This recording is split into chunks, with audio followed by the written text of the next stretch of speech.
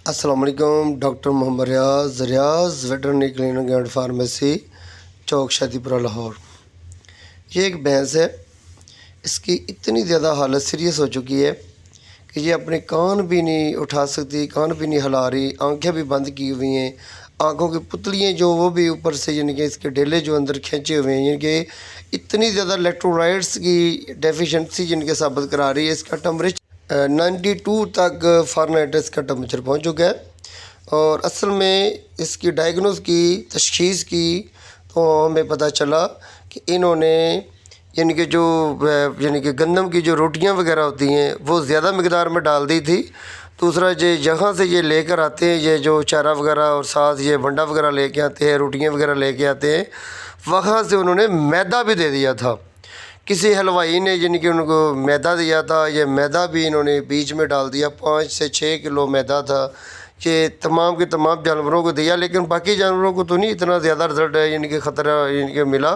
लेकिन 2 जानवर, बुल को साथ इफ़ेक्ट हुआ था, लेकिन उसको इतना इफ़ेक्ट हुआ था कि जब वो अपनी चारों टांगों पे तो खड़ा था लेकिन लड़खड़ा रहा था, आंखें भी अंदर को धंसी हुई थी, लेकिन वो तो हमें यानी कि साबित हो रहा था कि हैंडल हो जाएगी। लेकिन ये भैंस जो थी ये इतनी ज़्यादा सीरियस हालत में थी कि वो हमें बालक को बताना पड़ा कि जिसकी यानी कि लाइफ का बचाना बहुत मुश्किल है। लेकिन फिर भी हम कोशिश करते हैं कि हम अल्लाह की मेहरबानी से इसको यानी कि शफा याब करने में कामयाब हो जाएं। तो हमने इसका ट्रीटमेंट शुरू कर दिया।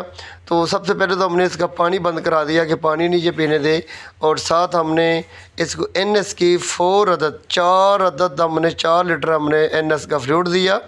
और इसमें हमने यानी कि एनर्जी लेवल को पूरा करने के लिए हमने इसको ताकत के लिए हमने MUV काम का इंजेक्शन दिया, ग्लूकोफेज का इंजेक्शन दिया, B कम्प्लेक्स, नीरोफास, साथ हमने यानी कि नोवा स्टार का इंजेक्शन जो होता है वो भी हमने 150 ml यानी कि ड्रिपों में इंजेक्ट कर दिया था।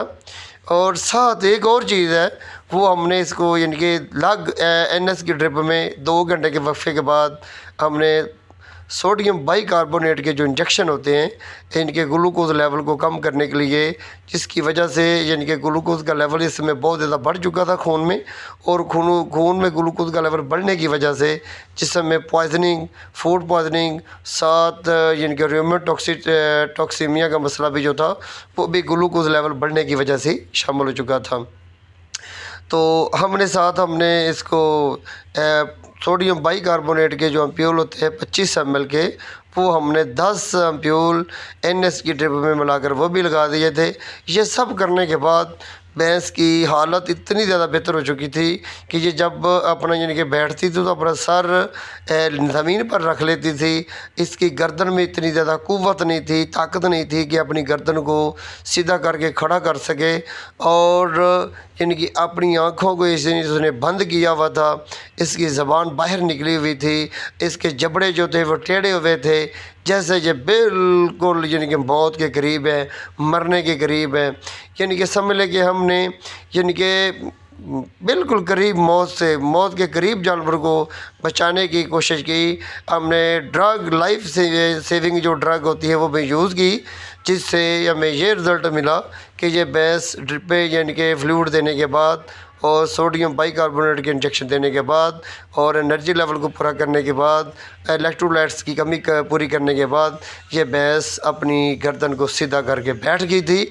लेकिन खड़ा होने की बार बार कोशिश कर रही थी, लेकिन खड़ी तो ना हो सकी, लेकिन ये बैठ गई थी।